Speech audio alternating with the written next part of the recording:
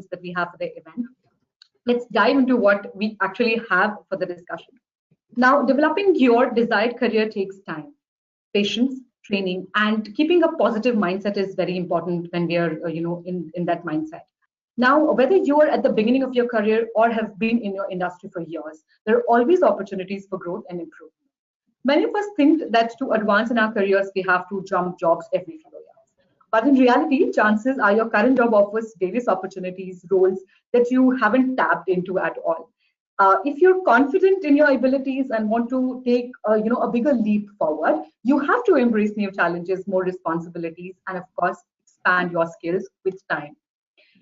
Gender equality and getting more women in leadership roles, especially in tech industry, is a pressing matter, which we're still sort of looking at.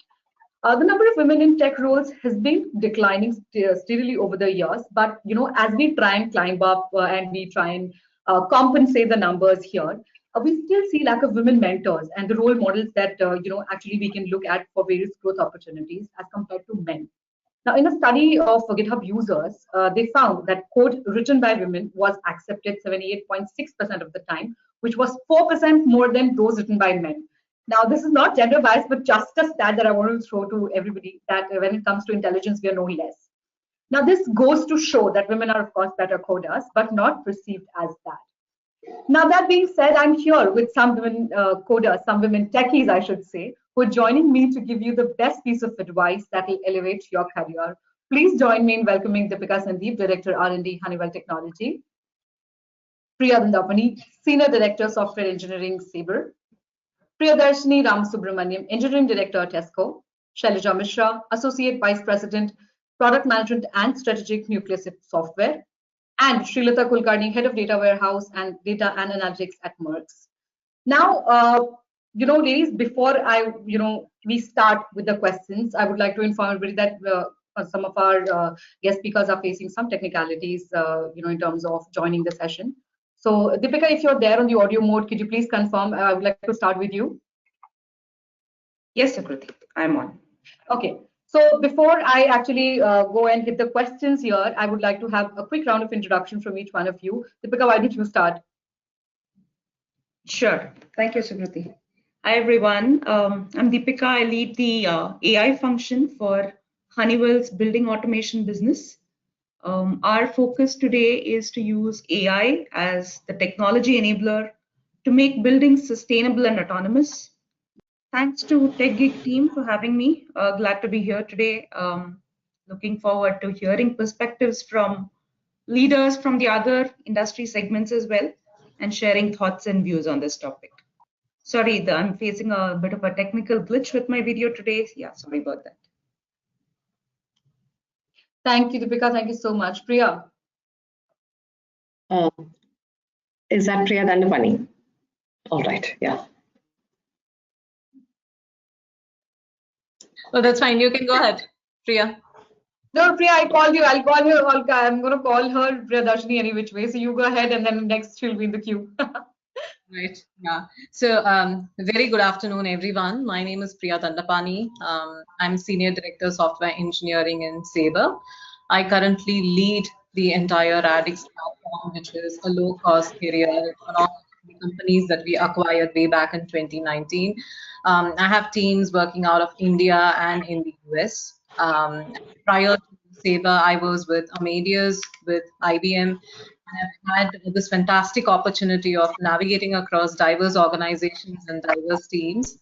I'm also the leader for the Women in Technology group here within SABRE, and I'm also the presiding officer for POSH. Thank you, Priya. Priyadarsanie. All right. Hello, everybody. Good afternoon, and good to be interacting with you in this session. So I'm Priyadarsanie. I am the engineering director, and I'm accountable for all of supply chain that TESCO operates. So we do build a lot of forecasting applications using AI, enterprise services, a lot of heritage systems as well. Passionate about people, and been with TESCO for the last 16 years. I also am the sponsor for diversity and inclusion for the TESCO Bangalore campus. So that's a little bit about me, and glad to be meeting the other women leaders as well. Thank you, Priyadarsanie. Srilatha? Hello, good afternoon, everyone. I'm Srilatha Kulkarni, and I come with over 18 years of experience in the IT industry, a decade of which I've spent at Merck, and I have my good reasons for that. Um, I had data warehouse and data analytics and financial planning and consolidation team at Merck. It's an absolute pleasure to be part of this panel discussion today on the topic Women Developers Things Matters for Career Growth, right? I also want to thank TechGig for bringing us together to explore and address a topic which is of immense significance in the world of technology and software development. Thank you. Thank you so much, Srilatha. I think I'll come back. I'll have to come back with this round of introduction for Shailja once she's back with us here on the panel. Meanwhile, I would like to start with the questions that I have, for each one of you according to your expertise and the kind of experience that you hold. Now, Deepika, I'd like to start with you. Please help us understand what is the power of diversity, inclusion, and equity in the tech industry, and how are these being leveraged to provide equal opportunities to women, especially abled or the LGBTQ plus members? Sure. So diverse and inclusive environments today are a must-have for every organization. So this undoubtedly fosters organizational growth, but it doesn't stop there, right? So even the workforce of this generation is measuring and evaluating every organization on its culture and diversity to make a decision whether to come on board or not. So it is now imperative for talent acquisition too. In the context of tech industry, underrepresentation of women has been a pressing issue for quite a few decades now. The scenario in a field like AI, which I work in, is even worse. Right? But the first step to solve any problem is accepting that the problem exists and arriving at a consensus that it needs to be solved. Organizations today recognize and acknowledge both the gender imbalance and also the lack of diversity in other forms too, especially in leadership positions. And every organization has a customized framework for implementing diversity and inclusion initiatives and have several levers in place for bridging this gap across all functions, not just technology, but all functions as well, right? So bringing in diverse perspectives to the table helps any organization make more informed decisions. And also, as per McKinsey's report, organizations with strong diversity are 25% more likely to outperform their competitors. And just as an example, Honeywell, for instance, has a Women Leaders Forum for preparing women for executive leadership positions. And we have mentorship programs available across the organization. There are platforms for people to reach out to anyone in the organization requesting for mentorship. We also have informal speed mentoring sessions being conducted every now and then. We have dedicated women in tech forums in every region across the globe, including those which are specific for data science and AI also. And a lot of women in early career stages leverage this platform. And also these platforms are internally as well as externally focused. We actively engage with the external ecosystem, be it academia, startups, research institutes, policy-making bodies, and so on for sharing our knowledge and experiences. So this helps bring together communities with shared interests, both from within and outside the organization, so that they can learn from each other. But diversity is not only about gender, right? So there are also many other dimensions to it. And it is heartening to see organizations address all those other aspects as well today. Yeah. Okay, so Deepika, a quick question here. Do you think in the current scenario, normally when we talk of mentorship, when we talk of role models within the organization, also as you mentioned that there are programs which offer women mentorship. Do you think women are more hesitant to ask for help in terms of their career and skills and everything when it comes to their workplaces? Yeah, so that definitely was the case, I would say, probably till the near past. But recently, we've been seeing that women are actively engaging in these forums and looking out for mentorship, looking out for opportunities for them to engage not only internally but externally as well. And there are quite a few forums like the Women in Data Science by Stanford University globally, and there is Grace Hopper Celebration. So multiple such forums have been in place now for, especially for this purpose, right? So since women need that push, so there are enough number of opportunities and forums that exist today for women to leverage. Right. Thank you so much for that, Deepika. Now, moving on to the next one, Priya, I'll come to you. Since our, of course, event is focused on women programmers, help us understand that what are the challenges women developers normally face in the current setup of our workplaces, and if there are any scopes of improvement one can look at, and what are those areas that one should look at?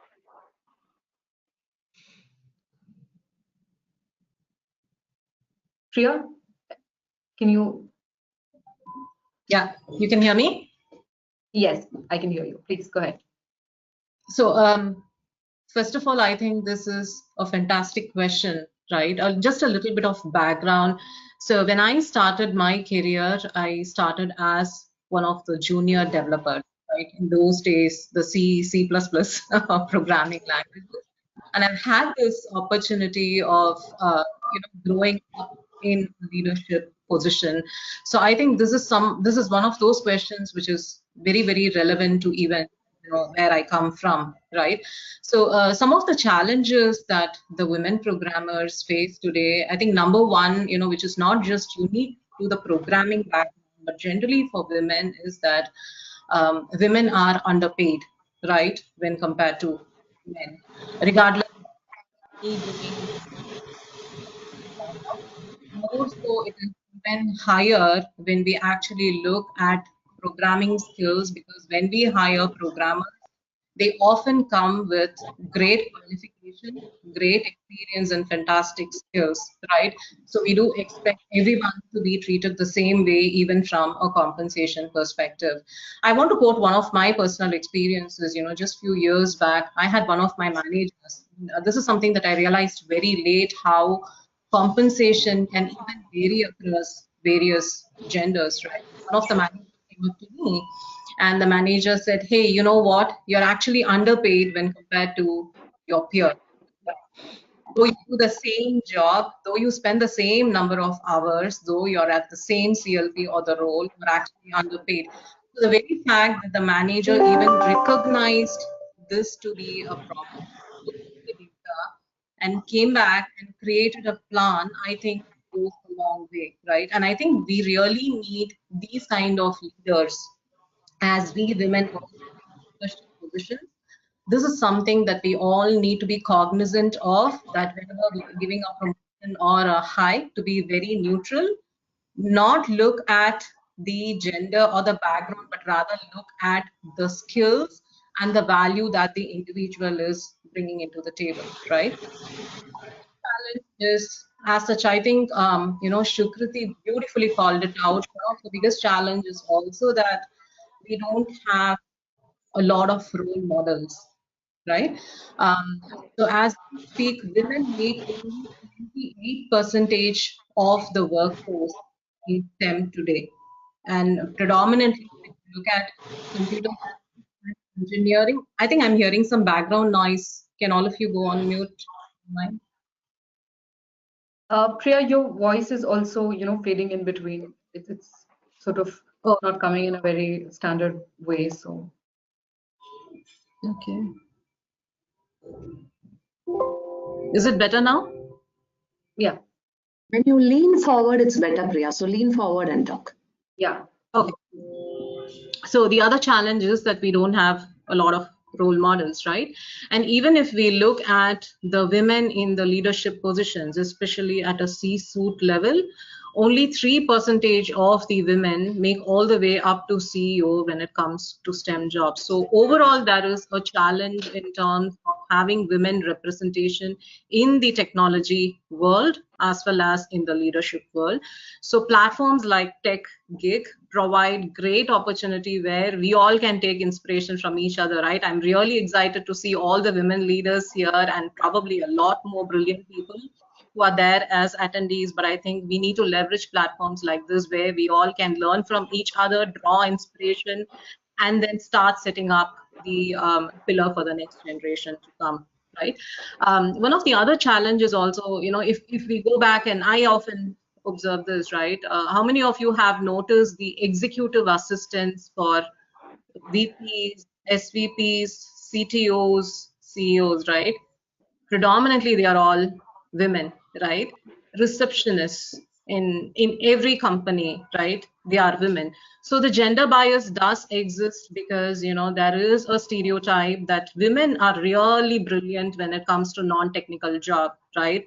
Women are great when it comes to planning, taking notes, coordination, socializing, right? So people usually prefer women for these kind of jobs. So if you are a techie and you're really doing well, my sincere recommendation is don't give up because this is a niche area where we really need more and more brilliant women, right? Very often we also see that, when women engineers go on maternity leave, typically they switch to a non-technical job, right? Because the technical role is far more pressurizing for them when they go through the maternity, the leaves, and then taking care of a young baby. So I think now that we are all talking about women in technology, it is more important that we maintain our role within the engineering organization and also stay relevant in the industry. As we speak, there are a lot of technology. I think Deepika spoke about AI, there is Gen AI coming up. There is a lot of stuff that is evolving. So I think it's important for women to also stay relevant in the industry, learn ourselves, grow ourselves, not just from the technology, but also from the soft skills, right? One of the reasons why we are really struggling when it comes to the compensation, not struggling, but rather not doing that well in compensation is because we're also not that great when it comes to negotiation skills, right? We often accept things as it is, and we hesitate to ask a little more or really fight for what you're really worth for. So these are certain areas where we need to constantly improve on our own. So those are some of the challenges, but I definitely think a lot of organizations have moved forward where IND is a top priority. For example, for SABRE, inclusion and diversity is one of the top priority for us, right? We have an IND officer sitting in the US who is driving the IND program. This is not just from a women in tech or a women career network or LGBTQ, but it also has the Black population. So we have a lot of, there is, veteran community. So there is a lot that's kind of happening within the whole IND space. So we have far more matured, but there is still a lot more way to go. So if you are a programmer, my recommendation is start creating that social network, which can actually offer that support for you. Your social network can be family members. It can be your peers. It could be external forums. It could be forums like TechGig. It could be people who are speaking in TechGig. It could be the attendees, but leverage these forums where you can come up, and sometimes when things are really overwhelming and you want to share your thoughts and often ask for recommendation, these social networks really help. If your companies have women's forum, be an active participant in these forums. I know all of us are bombarded with our day-to-day job. You have your releases, you have your customer calls, you have outages, you have incidents, there are cutovers. But as you grow within the organization, it's really important that you spend some amount of time in these forums where you can also learn and also others can learn from you. I'm really excited to learn from all of you. So I think, please leverage these forums, please attend more conferences, more workshops, start upskilling yourself. That's my suggestion. Thank you so much, Priya. I thought I'll ask you a question here, but you've defined these things in such beautiful manner from your experience and the kind of elements that you've added in here. But I would still like to know that, what was your first major breakthrough in your current organization or in your past organization that you've had where you felt that, you've proven the worth of all the hard work that you've put into, making your career and yourself as an individual? I mean, I wouldn't say there was one particular breakthrough, but it is a gradual progression, right? The platforms that you are offered to, the opportunities, from how you start working on technologies, and how you develop those skills of working in any product, any software, regardless of what tech stack it is, right? So I think for me, it wasn't really a breakthrough, but just kind of gradual progressions. And of course, moving into different organizations has given me varied perspectives, in terms of how organizations look at things, how organizations execute, why does this company do this so well, and how do I bring that here, and how do we improvise some of the processes that we actually have, right? So I think that's how my journey has been, Shukriti. I don't know, maybe that is a breakthrough waiting, but at least so far, it's been very gradual. Good luck with that. Thank you. Thank you so much, Priya. Now, since you've outlined the challenges as well as the scopes of improvement, now let's move further and talk about the kind of strategies or the decision making that the industries are being implemented and we are looking at. Priyadarsanie, I would want to move to you for this, that what are the strategies being implemented for inclusion and growth within the industry these days? And if you could just use some references and help us understand this in a more detailed manner. See, different organizations are doing different things, and like Deepika and Priya already pointed out, organizations have realized the importance of just not diversity and inclusion, but equity as well, right? Equity is very different from equality. Equity is realizing, hey, people have come from different backgrounds, somebody have had advantages and somebody have not, and providing that stepping platform for people who need that help. Yeah. So organizations have realized that, because it's just not important for the personal growth of all diverse groups, yeah, be it women, candidates with disability, LGBTQ+, whatever the diverse aspects are. But we all also need to understand that these are all really important for us to do better for our customers, for the economic independence and financial independence of women, for the overall growth of the economy, for the country's development, so many different aspects, right? Which is why this is really important. Now, many organizations actively drive mentorship. Some organizations have gone beyond that and said, okay, mentorship alone is not sufficient. We need to sponsor women or different diverse groups. Yeah, sponsorship is different from mentoring, where it's not that you're lowering the bar. Yeah, sponsorship doesn't mean lowering the bar. The bar is still the same. But actively helping the person and talking about people you need to help in different forums so that they see growth and movement. We actively do that, especially for senior levels at TESCO, but many organizations follow this. Okay, it's not only specific to TESCO. Then the second strategy that many organizations follow is enroll all these diverse groups, engage with them, build communities around them, and then support them. Yeah, be it the women in technology, which is where we have the challenge, right? Because women in STEM in itself is little less, as Priya was pointing out. Getting them to help themselves rather than you just offering help. For example, things like circles, lean-in, and women in tech groups where people can come learn their own different things and go away. So communities of help, we just need to organize, build, and support those. The next one is increased transparency. So many organizations have started publishing the diversity data, right? When the problem is not very apparent to you, you won't go about fixing it. Only when the problem is played back to all of us in terms of data. So we publish at all directors level.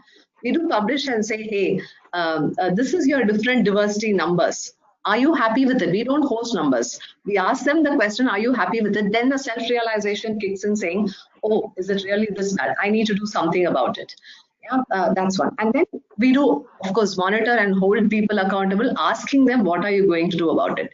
Now, specifically for women, many organizations are now actively getting into the attraction mode. When you see attract, right, a little bit of branding, and women ourselves, employees and colleagues themselves are the brand ambassadors for the organization. So if I'm going to go step in and say, hey, I see TESCO as a really warm, equitable employer. That's the brand you build, right? So that's something that companies are actively doing. So I would encourage women to use this opportunity. Go out and please do attend the TechGig fair by times. They do it over and beyond their regular jobs, right? That is to help women. So attend it, look at what's there, look at what companies are offering, because trust me, you are in demand, right? Your capability, strength is what we all need. So please do attend that. Look for diversity meetups, and many companies organize that. So please do attend that. And then what we are trying to do, Shukruti, and I'm sure many companies are doing this as well, there's a talent list we identify. We have talent lists, but the women talent list gets a little more special attention. Again, not lowering the bar, it's the same bar, but can we offer them women in leadership coaching, different aspects of it. Networking, can we help them network, all those, sell your own story. So things like that. For example, at TESCO, we made entire population participate in a hackathon that was only targeted at improving diversity and inclusion. And that also helps get in your visibility on diversity and inclusion across the organization, right? And then a lot of developed programs that people before me spoke as well, building career plans. Policy review is very important. All organizations are doing it. Again, just not for example, I'm saying a few things that we are doing. Inclusive benefits could be a good crash, could be fertility leave, could be giving paternity leave for men, right? Some of those we actively sponsor so that, women can then get back to work. And it's just not the women who need to babysit and do adoption leave, right? And again, a lot for disability as well. How disability confident are we all as organizations? We challenge that, we raise the bar on that, and we make sure we meet some standard on being disability configuration. And again, we all look at our insurance very actively. Gender reassignment, fertility treatment, special insurance policies for specially able.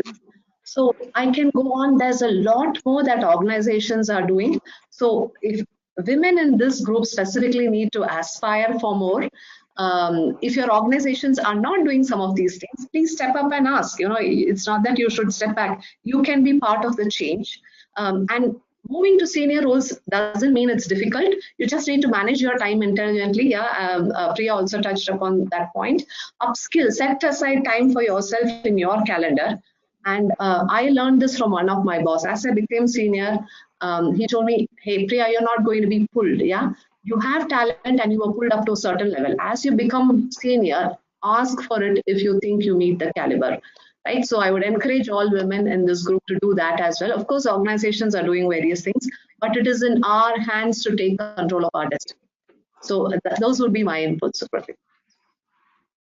Thank you so much, Priyadarsanie. I think you've also laid out the whole foundation. Add something, yes, if I can.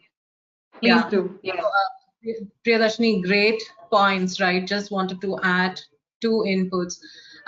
So when organizations are doing these hackathons, right, we know that, there is a lot of excitement, a lot of curiosity within the hackathon, right? And probably a lot of people participate in that. And what we noticed is typically when these large hackathons are being planned and executed, sometimes women step back, right? Because their chances of being in the top 3 places, is not very high, right? So, but what we tried is we tried different things. So what we started doing is we pulled in some of the senior women out there and we said, okay, here is a senior woman. She's going to drive hackathon. The moment they actually saw a woman driving a hackathon, automatically the number of participants boosted, and the top 2 participants who won the prizes were women. They were women only team, right? I mean, just an observation how women perceive these hackathons. Secondly, what we started doing is, because we understood that, okay, the chances for women to win the competition is, not very high because of the large population and because of the minority that we are, okay? We started doing coding events only for women, right? So we do this exclusively for women, and you just can't believe the amount of excitement that it creates, right? Because it is for women, we know that for sure, the chances of women winning is high. Of course, there are like, different flavors to this. Not all organizations behave the same way, but I thought I'll just share how women really look upon these events, right? The moment there is a women standing out there, it makes a huge difference for them. We need to brand ambassadors. Agree. Absolutely, Priya. And the whole idea of coming up with a women-centric coding competition was this, because we wanted to encourage more people. Normally, I think 2 years prior to starting TechGig Goddess, we started TechGig Code Gladiators, which is like a common coding competition. Now there we saw the decline in participation of women, and to encourage their participation, we have, we introduced a special award that, you're the coding diva in the code gladiators, where everybody else is participating and everything. But still, we don't see that much of, interest, and because this is all about a mindset, right? When you assume things, then you sit back, right? That you will not be able to make it. And once we started, engaging with women techies through TechGig Goddess, I think we saw some tremendous results in terms of, engaging, in terms of them asking questions, in terms of our winners talking about so many things, right? So I think maybe a step-by-step thing that all of us are trying to put our foot into, and lead through the forefront of letting women do what they really deserve. But thank you so much for adding your insights, Priyadarsanie. Thanks a lot. I will now move to Shailja. So sustainability is one of the most talked about things these days. And if I want to correlate it with the whole establishment of organizations carrying the legacy of diversity, inclusion, and equity going forward, Shailja, I would want to know from you that as leaders of growing organizations that you all are, how can we foster the entire diversity, inclusion, and equity for the next generation? Because it's very important to have that perspective out there. And if we don't really, put through our efforts right now, I think we'd be losing on to leaving that legacy for the next generation. Thanks, Sukriti. It's really a very important question that right now we are doing something, but how this legacy can be carried forward.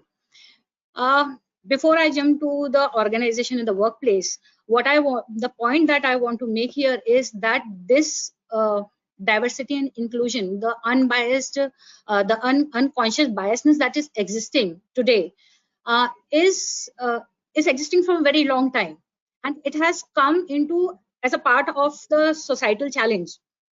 So before we jump to what we can do at the workplace, I would like to bring the focus back to the basics. This particular change that we need to bring in the society has to start right from a very early age, where the girl child has to be encouraged to participate in the technical competitions. We have to give them sufficient opportunity where they can explore the STEM areas. And this, as a parent, we have to give equal opportunity to the children, regardless of the gender. So, and this has to continue, this supportive environment has to continue throughout the schooling, as well as when they go into the higher education. Now, coming to another aspect, which I think Priya was talking about, was the household responsibility which the women has to shoulder. Currently in the society, it is like almost like 80 to 90%, which it is expected that the household responsibility will be handled by the women. So here a paradigm shift is required, where the partner also realizes that if my wife has to grow in the professional and a technical field, she has to upgrade herself, she has to upskill herself, she has to give sufficient time with the changing technologies that are coming into picture, right? So how this can happen is only when they realize and the equal distribution of the responsibility within the household.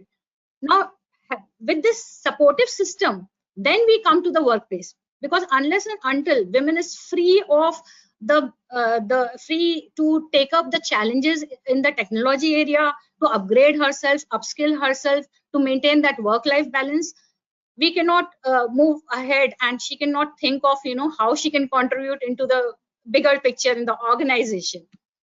Coming to the organization, as Priyadarsanie has also said, there are mentorship programs that we have to, mentorship programs where, women should be given some safe space where they can share their ideas with the professionals, professional experts. And then we have to build in that confidence that they can do it. So this kind of imposter syndrome, I'm not sure we have not talked about it, but then this all is leading gradually to the imposter syndrome, which we were talking about, that because of this biasness that is existing, the kind of a toxic culture maybe that we have in the environment, which is leading to them to think that, oh, I cannot do it. Just that Priya said that people did not participate in the codeathon because they felt that we will not be able to make it at the top.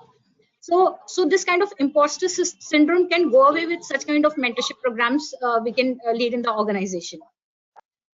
Then I think again, some of you have already touched upon to enhance the professional network so that we can find the right role model whom we can look up to, we can share our challenges, we can learn from each other. And how this can be done is that women should be encouraged to participate in the technical conferences. They should be incentivized to take this rather. So they, not just as an audience, but as a speaker, as a presenter. So this all is going to enhance their confidence, and they can look forward to come up. They can use the role models so that looking at them, they can try to achieve what the other leaders have achieved. Besides that, I mean, this is the last point that I want to make here is we have to give an open communication.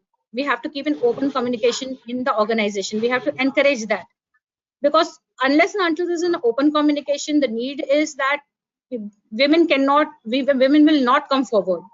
So in some of the organizations, there are many of the D&I initiatives that my colleagues have been talking about. So in our organization also, ever since the D&I initiative has started from for some years now, so there we talked about the equity promotions here. We have talked about the rationalization of the pay grades in the organization, and many such policies that have come into picture. And now with this awareness within the women that is increasing day by day on the D&I initiative, I think this is going to foster the technology part of it, the need, and this will infuse the enthusiasm of the in the women to participate more in the technical fields. Thank you, Shailja. I think we are working on a lineage, right? Right now, whatever we are creating, that lineage has to be moved forward in order to have more scopes. The kind of improvement that we are speaking of now has to be accomplished in the coming time. So that assurance and that approach is very important. So I think, of course, addressing the basics is of the utmost importance. But at the same time, what we're doing right now has to be a little more aggressive in terms of how we're taking it up. So I know all of us are trying, and we are doing our best to leverage the opportunities to, of course, women coming up, utilizing the opportunity, asking for what they deserve. All these conversations sort of, help them encourage and find out their capabilities in the best possible way. Now, Srilatha, I would want to move to you. Let's talk about, so we've covered how the entire industry is working, how the strategies are being implemented. We also spoke of the sustainability and creating a lineage of the entire diversity, inclusion, and equity. When it comes to personal growth and development, I think that is a area which all of us needs to focus upon in order to even utilize the kind of opportunities that are being offered in the market. So how can women techies or programmers, let's just say, focus on personal growth and development? And if you could just throw some light onto what steps women techies or programmers and their workplaces can take to ensure the entire upliftment.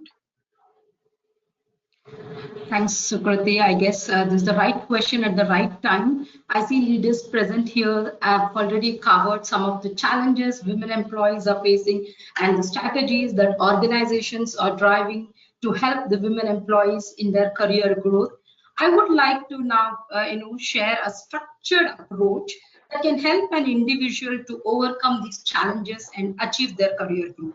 One must start by cultivating a positive mindset. That's the start.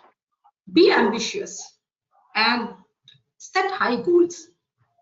Be confident and start with self-awareness. I guess these are also the factors that matters to be successful. Keep assessing your strengths and areas of improvement. Be honest when we do that. Once you do this, now you have set your own path. Take control of your own development. That we call it as drive your own development at Merck. So your journey starts. Where do I start? Set career goals. Define a roadmap for achieving them. You can start by setting short-term, mid-term, and long-term objectives. Keep, assessing those regularly to keep that focus and motivation on. Now, invest in continuous skill development. Like the leaders mentioned, embrace the online courses, attend workshops, take the certifications, stay up to date with the latest technologies, and do not restrict yourself to technical skills only. Look into the soft skill trainings like communication, presentation skills, leadership, emotional intelligence. I guess these are valuable for career growth and progression into leadership roles. With this, build a strong professional network within and outside the organization. I guess, again, leaders present here have shared how to do that. Attend industry events, join women in tech groups like Shinomics example. You have a lot of women in leadership, women at IT groups in LinkedIn. Follow them. Attend the events organized by them. That will open doors of new opportunities for an individual. Now, when you know the goal, you are working on your upskilling, you have built a network, what's next? Seek out for mentors who can guide you through this journey, taking their inputs, advice, and the connections will definitely help you. Mentoring has played a significant role in my career journey. And what I felt is there are two factors to consider. One, be it a mentor or mentee.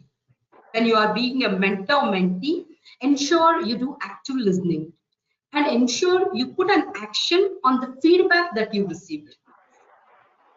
Do not hesitate, accept the feedback positively. Remember, it's for your own growth.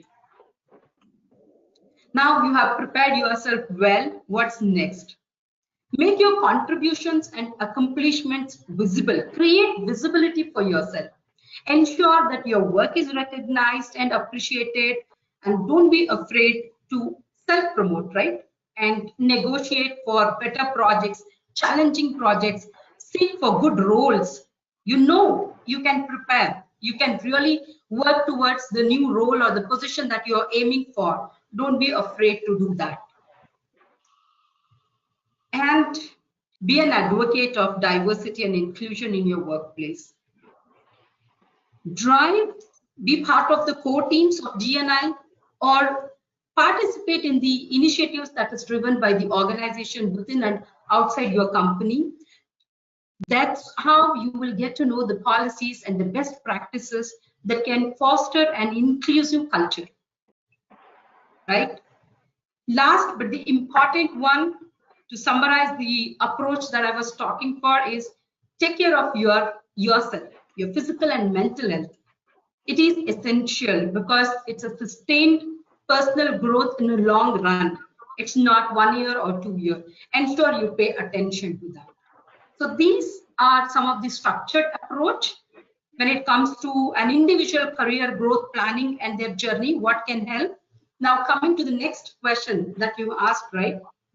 How organizations can support women in tech in their career growth or journey.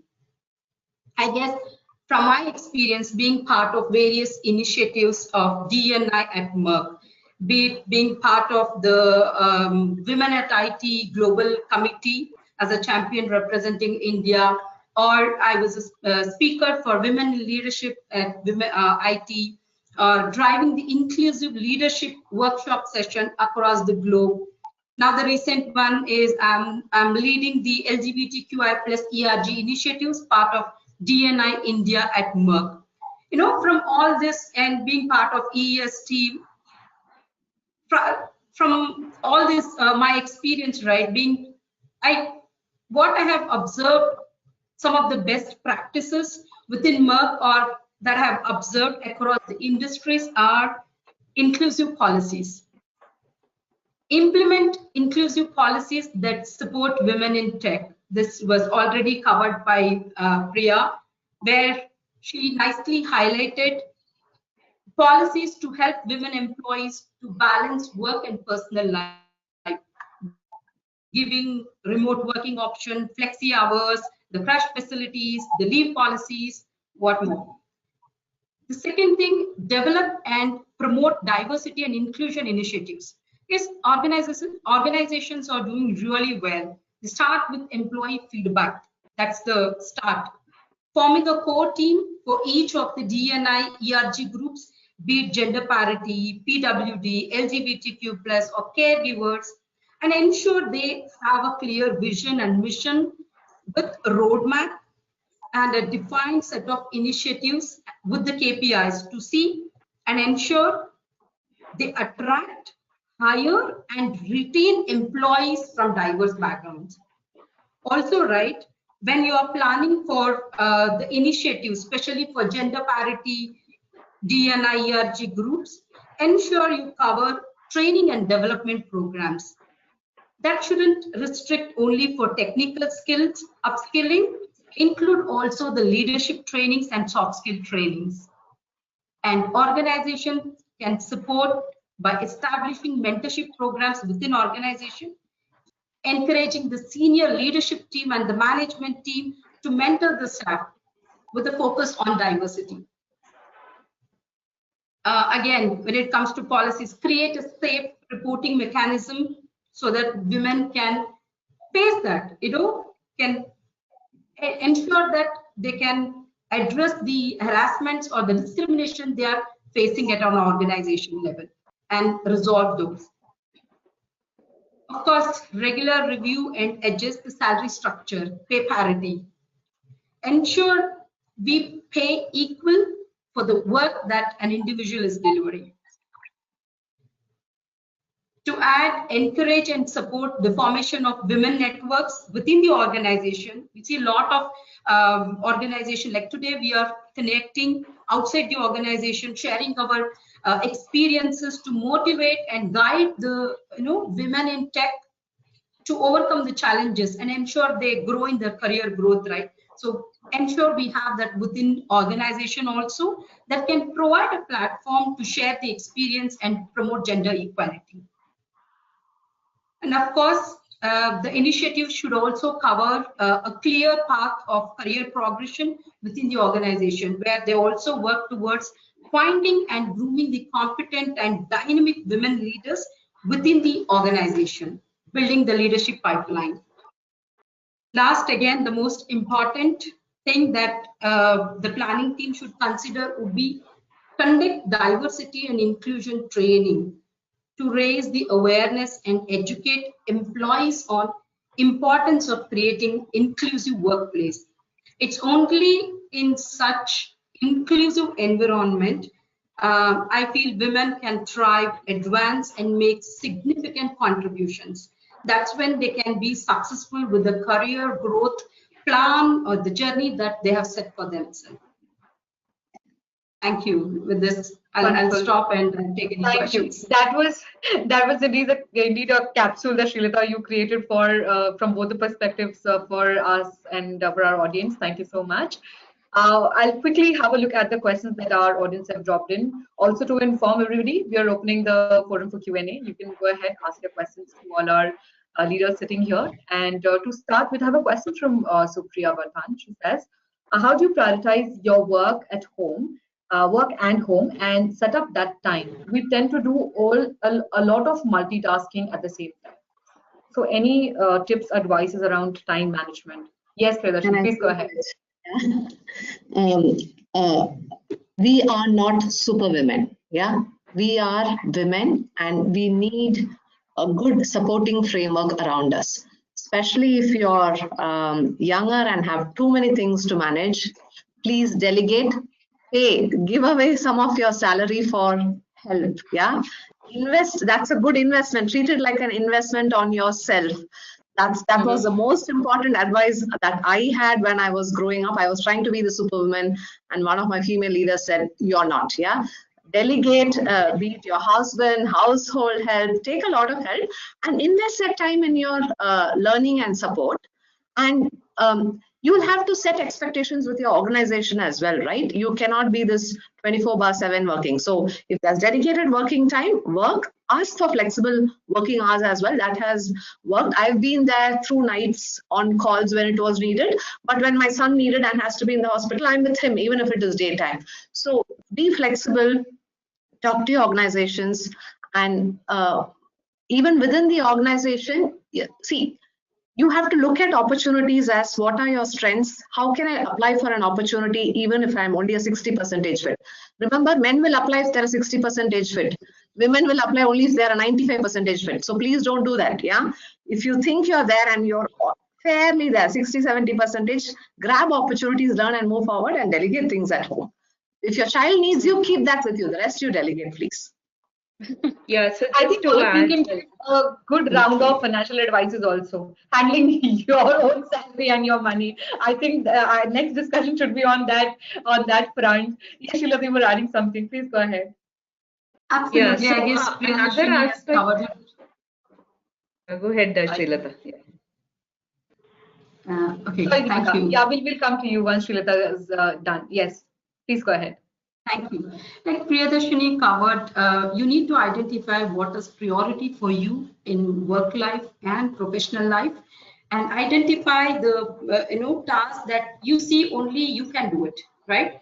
Time for your kid, for your family, your husband, for your work is something that you need to decide, and also ensure you talk to the support system that you have around, be it the help that you have or your in-laws, your parents, your partner, your kid. I talk to my kid. I tell what is important to me and when I can compromise on certain tasks that is related to my work and when it's priority for me to give time to him. So ensure the time that you take out is a quality time that you spend, and that's priority, and you feel, okay, that's the task that needs me. Others cannot do. That's something we'll have to do, delegate, like she said. And identifying and setting the priority is the first step towards that. Thank you, Srilatha. Deepika, please go ahead. Yeah, so just to add, so there is this concept of compartmentalization, right, that really helps a lot. So it is important for us to set aside time for work and also for other interests outside of work, right? So that really helps come back to work refreshed. For instance, I have diverse interests, like many of us, I'm sure, here would. And this whole concept of compartmentalization that I practice really helps me make time for everything, including work. Thank you. Thank you so much, Deepika. So in the interest of time, I don't think we have any more important questions taken up, and I would like to close the session now. But before I do that, ladies, I would want to call out, yes, Priya. Okay, I thought there are more questions. So just one input from my end, learn to say no, right? Indians are very bad at that, especially women are very bad at that. So at times there are unrealistic deadlines, customer commitments, but if this is something that you cannot deliver, you would rather say upfront and say you need more time than commit to it and work backwards, right? And struggling to maintain the work-life balance. I think this is something that I've learned over time, and I do see that this is also a part of our culture. Yeah, just thought I'd share. Thank you, Priya. Now, before I actually wrap this up and we sign off, I would like to have one closing remark from each one of you. So Deepika, let's start with you. Since we started the question and we started the conversation with you, one closing remark, one tip, anything that you want to share with our audience today.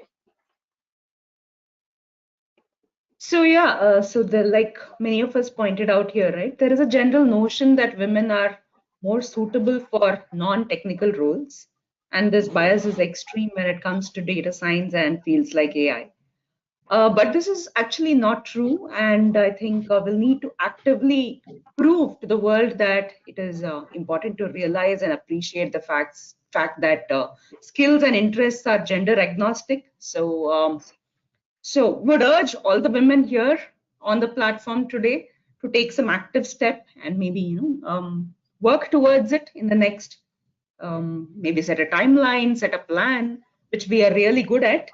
So really hoping to see more sponsorship, mentorship coming in from women, and also representation of women in the tech industry going forward.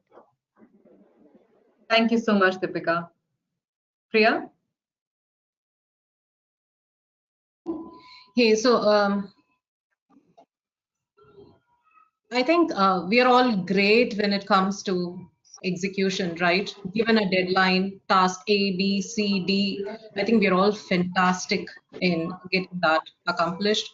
But if you are someone who is a techie, a programmer who's thriving within your organization, my recommendation is try to be an innovator in your space, right? Find out that one thing that you do really, really well and come up with ideas where you can innovate, you can do things much faster. Probably you're taking a lot of time doing certain things manually.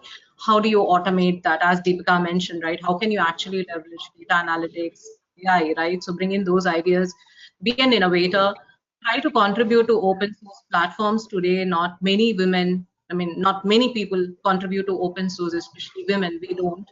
That could be a great opportunity, right? And take credit for yourself. We are great, women are great, and giving credit to others. Hey, I did this because A, B, C helped me. No, right? You do it, you take credit, right? And I think that's something that is important for all of us to learn. And if you are aspiring to grow in your career, don't do everything yourself. Create a very strong successor, right? Who can definitely take up your work even when you're off, when you fall sick, someone who can actually keep the show running on. That's how you actually grow in your career. Thank you, Priya. Priyadarsanie? All right. I'm going to be a broken tape recorder and probably repeat some of the important points. Concentrate on your strengths. Even if you're 60-70% there, you are there. So please aspire for more. Senior roles don't mean it's difficult things. It just actually makes it easier, wise use of your time. Upskill and don't wait for to be pulled. Yeah, you push yourself. Learn, push yourself, be there. You are the best. Thank you. Shailja? I would say the continuous learning, whether it is a technology or the way you want to live your life. We have heard about our leaders talking about compartmentalizing your time, and it is actually very helpful. So these are some of the things that you can do to regain that confidence that yes, you can do it. And at that point in time, the another point is, which is very important, is as Priya was saying, that we have to tell the world that this is what we are and this is how we need to be accepted. We will definitely grow into great leaders. We have that capability. We just have to have confidence in ourselves, and we have to just go for what our heart says to do. Thank you, Shailja. Srilatha? I would say be ambitious, confident, and have a structured end-to-end approach towards achieving your goals. Thank you. Thank you so much, Srilatha. Ladies, I am overwhelmed. I'm excited. I'm delighted with all the insights that you have shared. And I'm sure, our audience, our techies who are watching you today will be able to, relate themselves to every reference, every advice, every insight that you have shared with us. Thank you so much for taking out your valuable time and being with us on the show. Thank you so much once again. Thank you, Sukriti, for your Thank you. Thank you for inviting, giving us the opportunity to be part of them. All the best to the coders out here for the competition. Thank you. Thank you. Thank you so much, everyone. Please stay safe. Take care. Bye-bye. Bye-bye. Bye.